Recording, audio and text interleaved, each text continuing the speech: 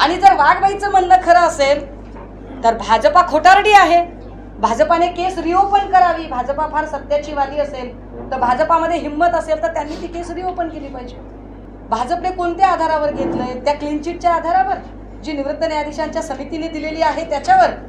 तर याचा स्पष्ट अर्थ आहे की वाघबाईने एका माणसाचा राजकीय आयुष्य उद्ध्वस्त करण्याचा प्रयत्न केला. वाघबाईंचा किंवा किरीट सोमय्यांचा वापर भाजपा काय पद्धतीने करते आणि कशासाठी करते हे स्पष्ट आहे. राहिला प्रश्न वाघबाईंनी कालची भाषा वापरायचा, मला वाटतंय त्या भाषेवर मी जाऊ नये, माझ्यावर चांगले संस्कार आहेत. परंतु एक नक्की आहे की या निमित्ताने थोडीफार आकडेवारी का होईना परब साहेबांनी बाहेर काढली. मी परब साहेबांचे आभार मानते. आणि माध्यमांनाही जो प्रश्न सतत पडतो की अरे विरोधक कुठे आहेत, तर मुठभर असणाऱ्या विरोधकांनी अत्यंत मोठी 5वी बहुमत असणाऱ्या सत्ताधाऱ्यांना या अधिवेशनात काय पद्धतीने सळो की पळो करून सोडले हेही आपण सगळे बघत आहात. आणि त्यामुळेच पोटशूळ उठलेल्या लोकांनी आत्ता हे सगळं आकांडतांडव केलं.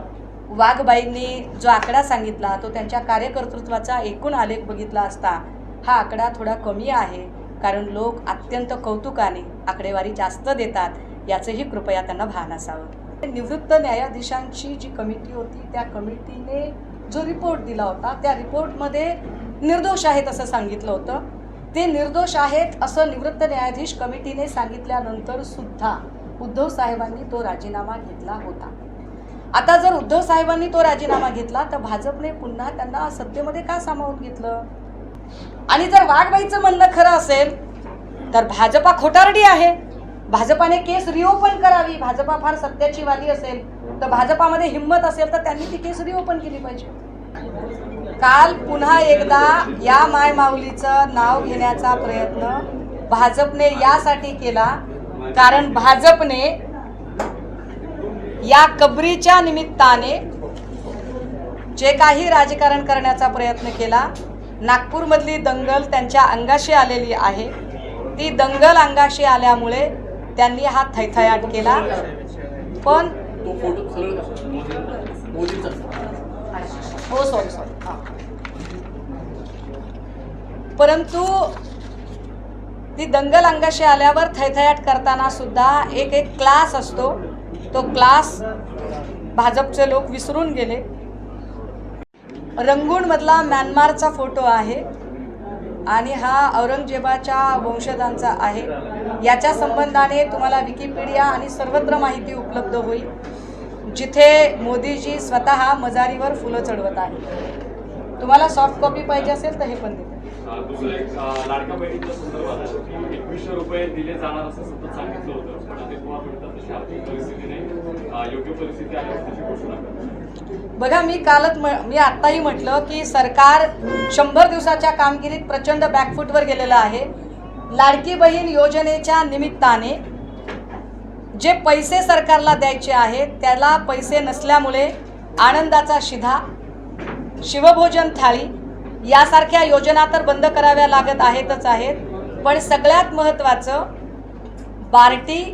बार्टीचा तब्बल 7,000 कोटीचा निधी वळता केला जात आहे. ही माहिती माझी नाही, ही माहिती सत्ताधारी समाज कल्याण खात्याचे मंत्री संजय शिरसाट यांनी माध्यमांना दिलेली माहिती आहे की अशा पद्धतीने छोट्या घटकांचा निधी वळता करणे चूक आहे. आता तरीही ज्या तटकरे म्हणतात की होय मी आश्वासन दिलं पण आत्ताच देणार असं थोडीच मी म्हटलं, इतकी सरळ या बोटावरची ठुमकी या बोटावर करणाऱ्या तटकरे यानंतर महाराष्ट्रीयन अवॉर्डच्या मानकरी होतात, हाही एक विनोदच आहे.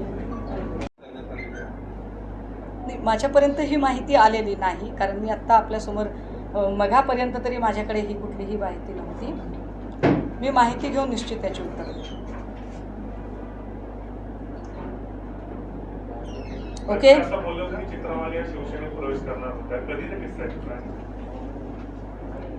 हे बहुतेक त्यांना जेव्हा काहीतरी त्यांच्या नवऱ्याने काय ती 1 लाख रुपयाची लाच वगैरे घेतली तेव्हाचा आहे. आणि त्यांना संताप होतो, म्हणजे त्यांना असं वाटतं की त्यांच्या नवऱ्यावर जरी लाच खाण्याचे जरी आरोप झाले तरी किमान 1.5 कोटीचे तरी झाले पाहिजे ना. म्हणजे 1 लाख म्हणजे फारच चिंधीगिरी वाटते. ते 1 लाखाच्या आकड्यामुळे पण कदाचित त्या फार चिडलेल्या असतील, असू शकतं. मग 10-5 कोटीची लाच असेल तर माणसाला जरा सायझेबल अमाऊंट वाटते.